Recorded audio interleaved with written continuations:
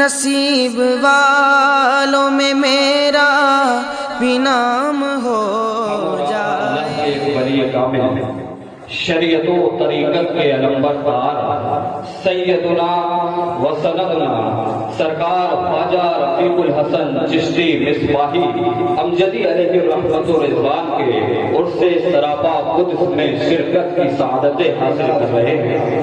یقیناً ہمارے اور آپ کے لیے بڑی نیک بختی اور خوش نصیبی کی بات ہے، اور ہمارے اوپر اللہ رب العزت کا خاص انعام و احسان ہے کہ اس نے ہمیں اس عرس مقدس میں شرکت کی توفیق عطا فرمائی۔ حضرات، اللہ کے محبوب بندوں کے جو اعراض ہوتے ہیں یہ ان کے خصوصی فیض و برکات کی تقسیم کے اوقات ہیں۔ ان اوقات میں بارگاہ خدا بندی سے اپنے ان محبوبوں پر نور و نکھت کی موسلادھار بارش ہوتی ہے۔ اگر اس بارش کے کچھ چھینٹے اجڑی ہوئی ویران زندگی پر پڑ جائیں تو اس زندگی میں فصل بہار کی رونقیں اور شادابی آ جاتی ہے۔ اگر اس بارش کے کچھ چھینٹے تاریخ دلوں پر پڑ جائیں تو وہ روشن و تابناک ہو جاتے ہیں۔ خوف و خشیت الہی کی کیفیت پیدا ہو جاتی ہے۔ اگر اس بارش کے کچھ چھینٹے فاسق و فاجر پر پڑ جائیں تو وہ فسق و فجور چھوڑ دیتا ہے، بے نمازی نمازی بن جاتا ہے، اور شرابی شراب سے توبہ کر لیتا ہے، سٹے باز سٹے سے توبہ کر لیتا ہے، گناہوں کی زندگی چھوڑ کر نیکی اور پاکیزہ زندگی اختیار کر لیتا ہے۔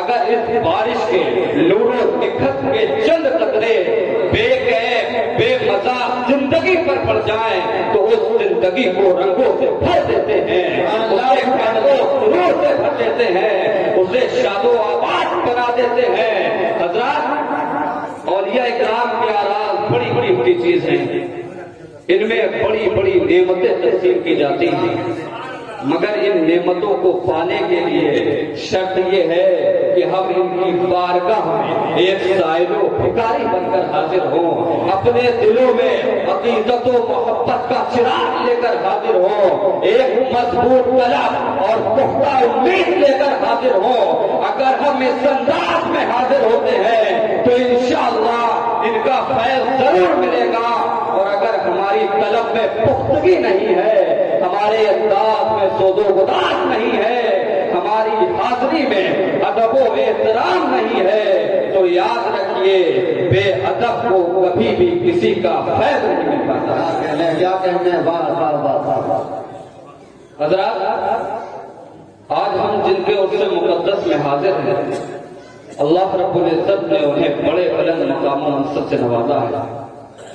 آپ بڑے صاحب کرامت اور صاحب تصرف ہیں، اللہ نے آپ کو روشن ضمیری عطا فرمائی ہے، دل کی بات بتائے بغیر اللہ کی عطا سے جان لیا کرتے تھے، بگڑے ہوئے کام آپ کی نظر کرم سے بن جاتے تھے اور بن جاتے ہیں، بڑی بڑی مصیبتیں آپ کی نظر کرم سے ٹل جاتی ہیں۔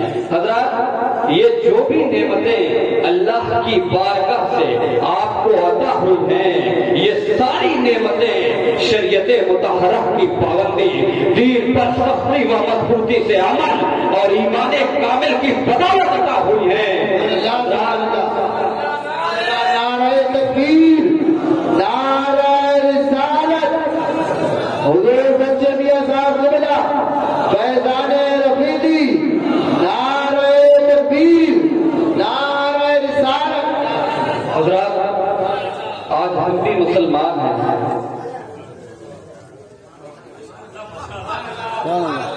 حضرات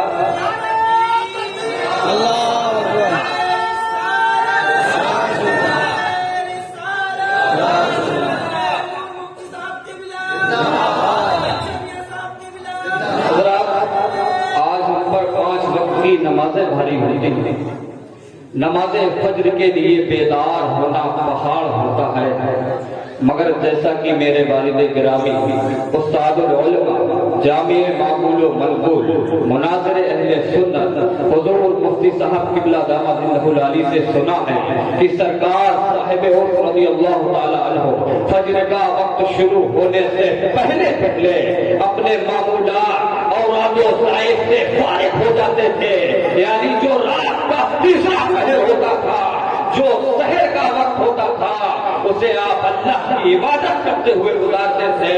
اور قرآن کریم میں اللہ تبارک و تعالیٰ اپنے ولیوں کی ایک پہچان بتاتے ہوئے ارشاد فرماتا ہے وَبِالْأَسْحَارِ هُمْ يَسْتَغْفِرُونَ، یعنی جو میرے متقی اور پرہیزگار بندے ہیں، جو میرے ولی ہیں، ان کی ایک یہ پہچان ہوتی ہے کہ وہ رات کے تیسرے پہر اٹھ کر استغفار کرتے ہیں، دعا کرتے ہیں اور میری عبادت کرتے ہوئے سحر کا گزار کرتے ہیں۔ نعرے تکبیر، نعرے رسالت، عرس رفیقی، فیضان اولیاء کرام۔ لہذا قرآن کریم میں اللہ نے جو اپنے ولیوں کی پہچان بتائی ہے، اس کی روشنی میں سرکار خواجہ رفیق الحسن چشتی رضی اللہ تعالیٰ عنہ اللہ کے ایک برگزیدہ بندے اور اللہ کے مقدس ولی ہیں۔ بے شک سبحان اللہ۔ حضرات، صاحب اور سرکار خواجہ رفیق الحسن چشتی رضی اللہ تعالیٰ عنہ کو اللہ کی بارگاہ میں جو اونچا مقام اور مقبولیت عطا ہوئی ہے، اس کا سبب صرف اور صرف یہ ہے کہ انہوں نے رسول کریم صلی اللہ تعالیٰ علیہ وآلہ وسلم کی سیرت و سنت کو اپنی زندگی میں داخل کر لیا، دین خدا پر سختی سے قائم ہو گئے اور کلی طور پر مذہب اسلام میں داخل ہو گئے، جیسا کہ قرآن کریم کے اندر اللہ تبارک و تعالیٰ کا حکم ہے یا ایھا الذین آمنوا ادخلوا فی السلم کافۃ، اے ایمان والو اسلام میں مکمل داخل ہو جاؤ۔ یاد رکھو اللہ کی بارگاہ سے جس کو بھی جو بھی ملا ہے وہ اس آیت کریمہ پر عمل کی برکت سے ملا ہے، اسلامی تعلیمات پر عمل کرنے سے ملا ہے اور مذہب اسلام میں کما کو داخل ہو جانے کی بدولت ملا ہے۔ نعرے تکبیر، نعرے رسالت، حضور مفتی صاحب قبلہ، حضور سچے میاں صاحب قبلہ، عرس رفیقی۔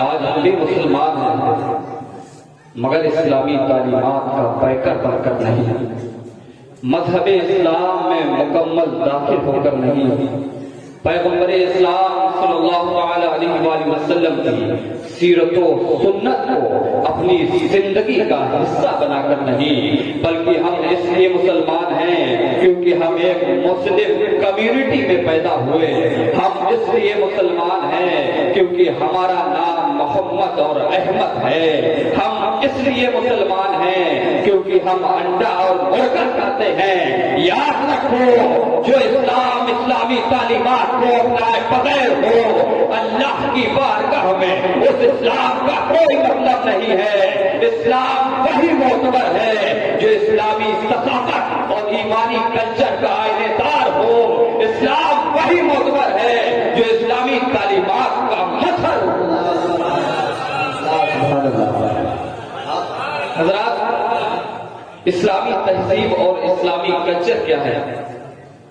آئیے ہم اور آپ اپنے پیارے پیغمبر صلی اللہ علیہ وآلہ وسلم کے ارشادات کی روشنی میں سمجھتے ہیں۔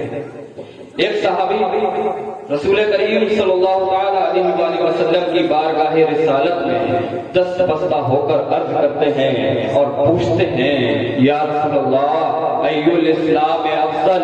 قال من سلم المسلمون من لسان ویده، یا رسول اللہ کون سا اسلام افضل ہے، یعنی افضل مسلمان کون ہے؟ تو میرے آقا ارشاد فرماتے ہیں جس کی زبان جس کے ہاتھ سے دوسرا مسلمان محفوظ رہے۔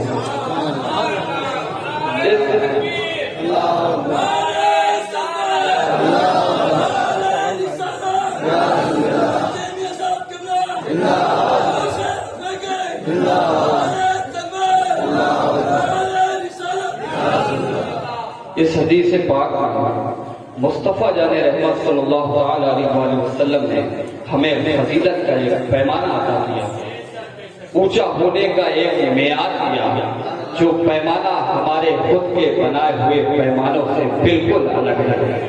آج ہمارے معاشرے کا حال یہ ہے کہ خان صاحب کا خیال ہے کہ وہ سب سے اونچے اور سب سے افضل ہیں کیونکہ وہ خان صاحب ہیں۔ انصاری یہ خیال کرتا ہے کہ وہ سب سے اونچا ہے، منصوری یہ خیال کرتا ہے کہ وہ سب سے اونچا ہے۔ اس باطل اور غیر اسلامی سوچ کا ہمارے آقا صلی اللہ تعالی علیہ وآلہ وسلم نے رد کیا اور ارشاد فرمایا افضل اور اونچا وہ انسان ہے جس کی زبان اور جس کے ہاتھ سے دوسرا مسلمان محفوظ رہے۔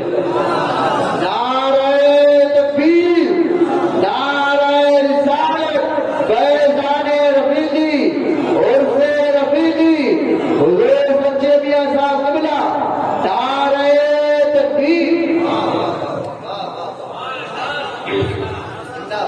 اس سے کوئی فرق نہیں پڑتا کہ وہ شیخ ہے یا خان ہے، اس سے فرق نہیں پڑتا کہ وہ انصاری ہے یا منصوری ہے، اس سے فرق نہیں پڑتا کہ وہ کس برادری سے تعلق رکھتا ہے، فرق تو اس سے پڑتا ہے کہ اس کی زبان اور اس کے ہاتھ سے دوسرا مسلمان کتنا محفوظ ہے۔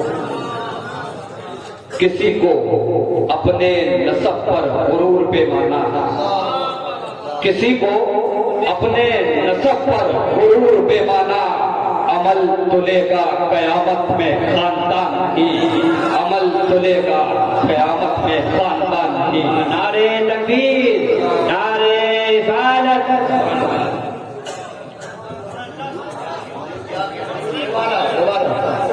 کسی کو اپنے نسب پر غرور پیمانا عمل تلے گا قیامت میں خاندان ہی۔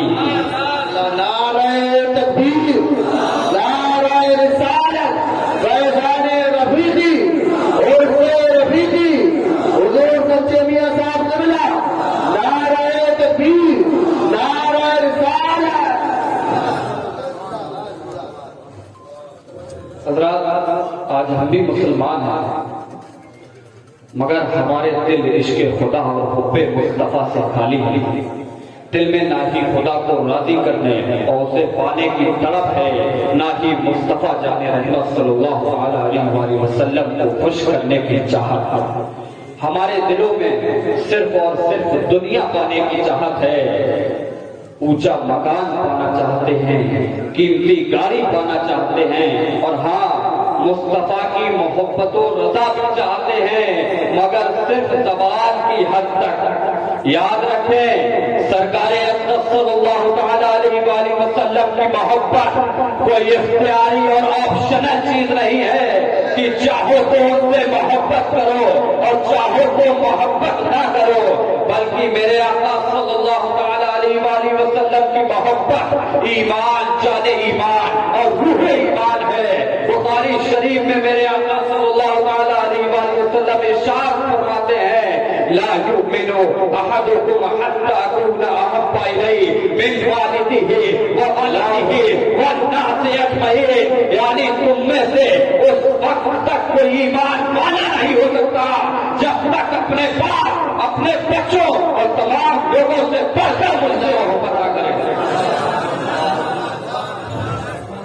اس حدیث پاک میں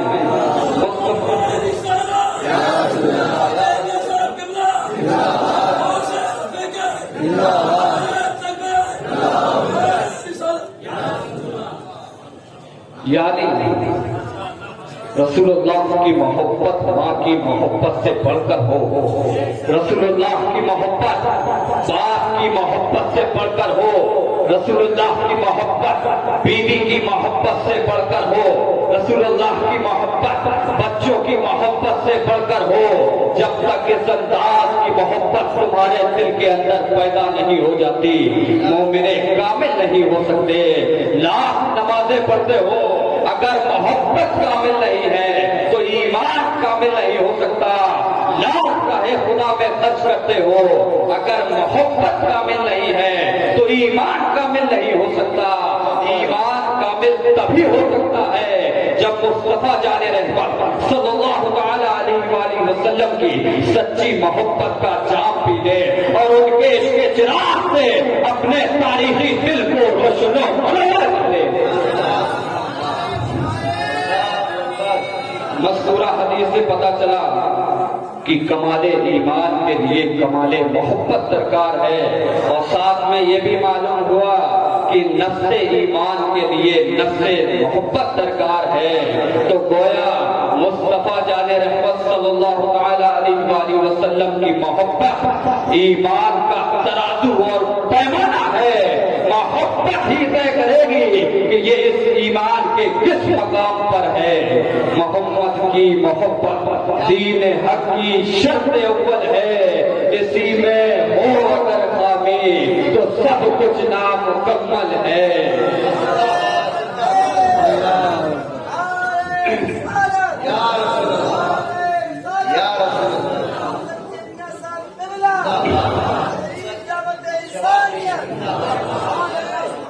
اللہ تبارک و تعالیٰ کی بارگاہ میں دعا ہے کہ اللہ ہم سب کو سچا عاشق رسول بنائے، ایمان پر زندگی اور ایمان پر موت عطا فرمائے۔ وما علینا الا البلاغ، استغفر اللہ ربی من کل ذنب واتوب الیہ۔ السلام علیکم